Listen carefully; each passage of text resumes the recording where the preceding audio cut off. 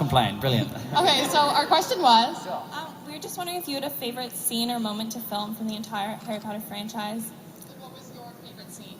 Yeah, again, it's very, very tricky. I mean, we had some great moments on the last film, especially with the amount of fantastic actors we all had in one scene. Doing the final sort of showdown between good and evil at Hogwarts for the very last film with, Voldemort sort of leading the Dark Army and Bonnie and so forth, all the other good guys on the other side. So that was really memorable for sure. I had great fun with Daniel in the sixth film when we blew up the bathroom together. Because without ruining the magic too much, a lot of the time when we did spells, nothing happened. They do it later, so it's quite disheartening when you do a spell and nothing happens. So it was nice. They actually rigged this bathroom up, so every time you did a spell, they blew up a toilet or a sink smashed up. So it was really satisfying. It actually felt like the wand was really, really powerful, so it was cool. Michelle's over on our right. Hi, Tom. Hey. I was just wondering if you got to take any props or souvenirs from the set. Ooh. Strictly speaking, no. Just between you and I. No, to be honest with you, I didn't. I did ask. I wanted wands and cloaks and broomsticks, nimbuses and so forth, but they assured me that they're going to go to museums and better places for the likes of yourselves to go and see and check them out. So in hindsight, that's probably a better place than in my kitchen or something like that. As much as I'd love a nimbus hanging on the wall of my kitchen, I mean, who wouldn't? But I managed to get Draco's ring. There were several rings, and they gave me one of those. So that sits pride on my mantelpiece for sure. It's a good keepsake. Yeah, I like it. I know from experience when I was on the set, it was very tempting looking at this. It's such a vast You were gonna set. steal stuff. There were just books, stacks of styrofoam Actually, books. they did there. a thing on the last two films. Every car leaves the studios was subject to searching. I'd imagine, yeah.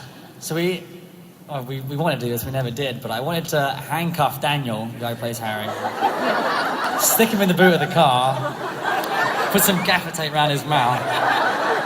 But he was up for it. We never did, unfortunately. That was always something we wanted to do. So yeah, that would have been great to see their face when they opened up the trunk and just saw Daniel. Oh well, we never got around to it, but yeah. Bless you, thank you. Hi. Hey. I love you first. I can barely see you, sweetheart, but thank you very much. The question is, who's your biggest inspiration on the set? Well, again, I hate to give you sort of naff answers, but it's very hard to kind of pick one thing out of all these things.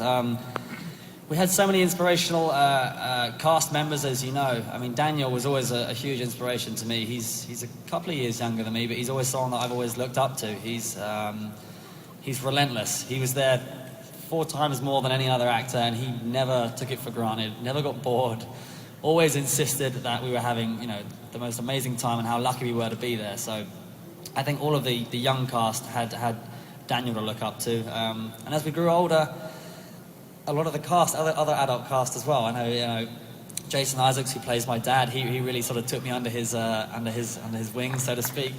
And again, a lot of the crew, a lot of the faces and people that you guys unfortunately don't know, they really took good care of us over the years. So they were very inspirational.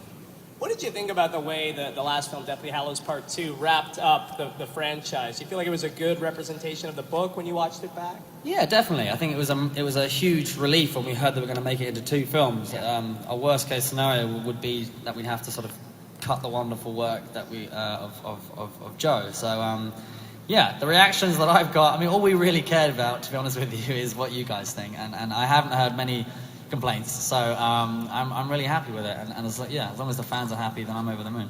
You happy? Thank you. Awesome. Hey, longtime Potter fan here, but I gotta know, and not just you, but other people involved in the movies, what do you think of Twilight? I've done a few of these conventions. No one's ever asked that one. It's a good one. Now, careful what you say. Yes. Ashley Greene is in your apparition film. She is. She's a lovely, lovely person. Amazingly talented as well.